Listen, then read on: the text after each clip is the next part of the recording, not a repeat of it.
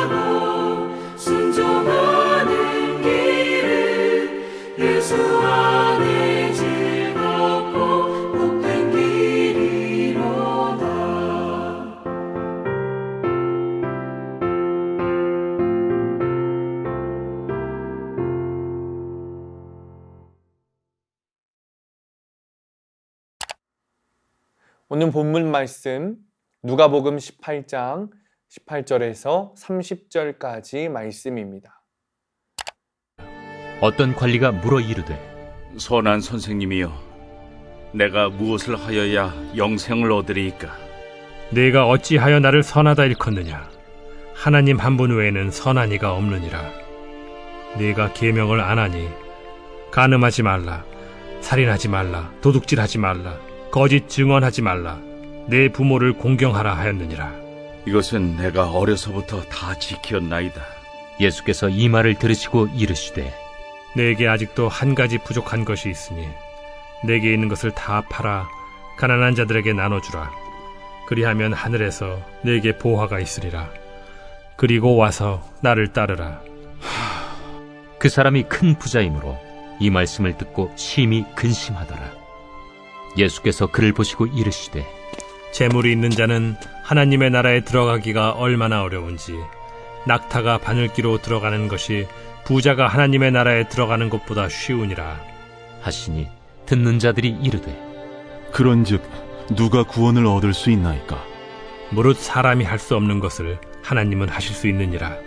베드로가 여짜오되 보옵소서, 우리가 우리의 것을 다 버리고 주를 따랐나이다. 내가 진실로 너희에게 이르노니 하나님의 나라를 위하여 집이나 아내나 형제나 부모나 자녀를 버린 자는 현세에 여러 배를 받고 내세의 영생을 받지 못할 자가 없느니라. 예수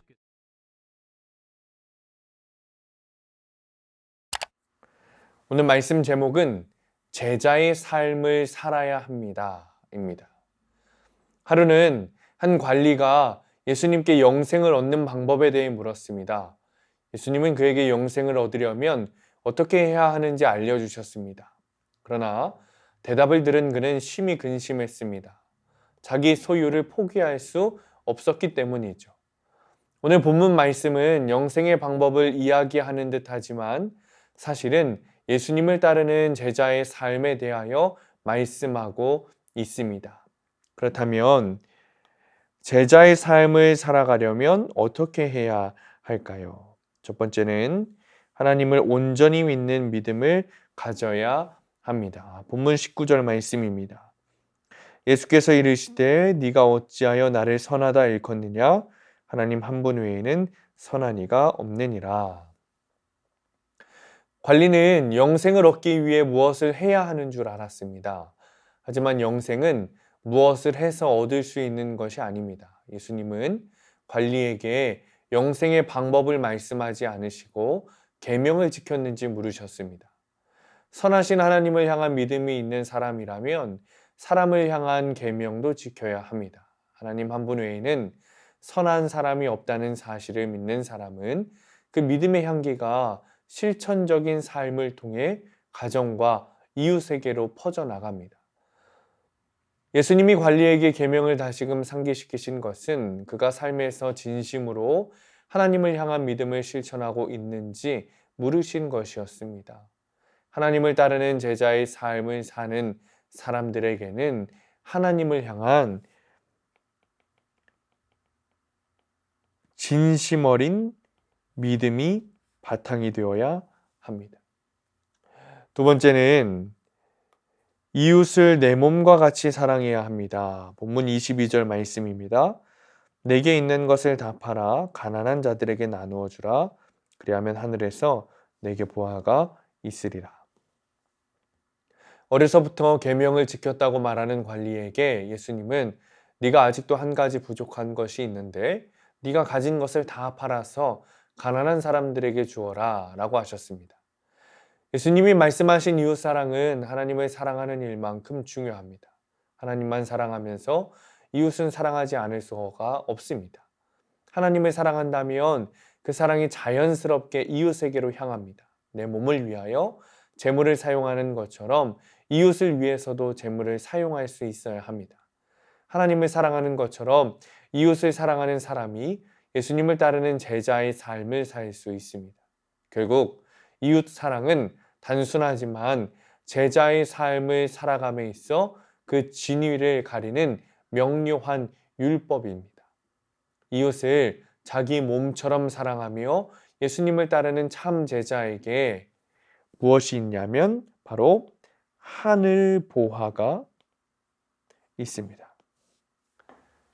세 번째는 하나님 나라를 위하여 희생해야 합니다. 본문 29절에서 30절 말씀입니다. 내가 진실로 너희에게 이르노니 하나님의 나라를 위하여 집이나 아내나 형제나 부모나 자녀를 버린 자는 현세의 여러 배를 받고 내세의 영생을 받지 못할 자가 없느니라. 가진 것을 모두 나누어 주라는 예수님의 말씀에 근심한 관리와는 다르게 베드로는 모든 소유를 버리고 주를 따랐습니다. 예수님은 희생한 제자들에게 세상에서는 여러 갑절의 복을 받고 영원한 생명까지 덤으로 받을 것이라고 하셨습니다. 부르심에 응답하는 제자는 모든 것을 버리고 주님을 따릅니다. 믿음 안에서 희생하는 제자의 삶은 지치지도 고갈되지도 않습니다. 제자들은 전대나 배낭이나 신발도 없이 복음을 전하러 갔지만 돌아올 때는 기뻐하며 귀신들까지 복종하는 승리로 가득 찼습니다. 또 제자의 삶을 살기 위해 주님께 드린 헌신은 포기한 것보다 더 많은 것을 선물로 받게 합니다. 우리가 믿는 예수님은 당신의 제자들에게 복과 영생을 분명히 약속하셨습니다. 바울은 로마서에서 이렇게 말합니다. 현재의 고난은 장차 우리에게 나타날 영광과 비교할 수 없다. 온전한 믿음과 이웃사랑, 이타적인 희생이 있을 때 가능한 제자의 삶은 결국 우리의 영생을 위한 일입니다. 영생은 어느 정도의 비용이 들든 간에 인생에서 치를 만한 충분한 가치가 있는 보화입니다. 하나님은 예수님과 이웃 그리고 하나님을 위한 제자의 삶을 살도록 오늘도 우리를 부르십니다. 사랑하는 성도님들, 주님께서 부르시는 소리에 응답하시기 바랍니다. 주님께서는 우리 인생의 최고의 가치가 되십니다. 그로 인해 예수님의 제자의 삶을 사시는 성도님들 되시기를 간절히 축원합니다. 기도하겠습니다. 주님, 온전한 믿음, 이웃사랑, 이타적 희생이 우리 안에 있기를 원합니다. 주님의 제자의 삶을 살기를 원합니다. 주님, 주님이 부르시는 소리에 응답하기 원합니다. 우리의 입술의 고백과 마음의 고백 가운데 주님께서 나의 최고의 가치가 되신다고 믿고 확신하기 원합니다. 주님, 우리를 주님의 제자로 불러 주옵소서. 예수님의 이름으로 기도합니다. 아멘.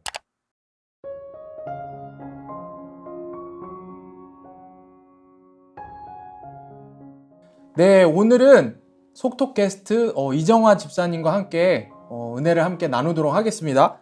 오늘 우리가 나눌 묵상 질문은요. 선하신 하나님을 온전히 믿는 믿음을 가졌습니까? 입니다. 네. 안녕하십니까. 네. 저는 이제 교회를 다니면서 항상 이제 교회 이렇게 예배 오기 전에 네.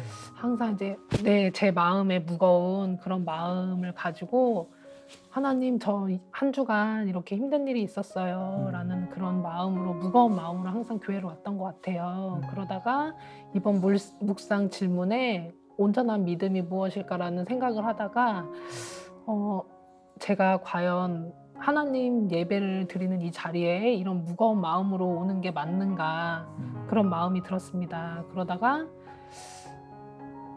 저희 부모님들도 그런 마음을 들잖아요. 이제 자식들이 이렇게 자기를 대할 때, 부모를 대할 때 기쁜 마음으로 대하는 자식을 더 이제 사랑하듯이 우리 하나님이 볼 때는 더 기분이 안 좋으셨을 것 같아요. 그런 무거운 마음보다는 정말 감사와 사랑과 그런 이제 하나님을 열망하는 그런 마음으로 예배를 임했어야 되는데 그렇게 하지 못했던 거에 대해서 제 자신을 많이 돌아보게 되는 시간이었습니다. 그리고 이 속톡 질문에 대해서 항상 그거에 대한 제가 답변을 하려고 하다 보면은 되게 어려움이 많았어요. 그러다가 이번에 이런 자리를 통해서 다시 한번 묵상 질문에 대해서 한 주간 더 이제 깊이 생각을 하다가 주님이 이런 시간을 통해서 정말 제가 이제 하나님과 항상 동행할 수 있는 그런 시간을 줄 수 있는 그런 시간이었구나. 정말 감사하다.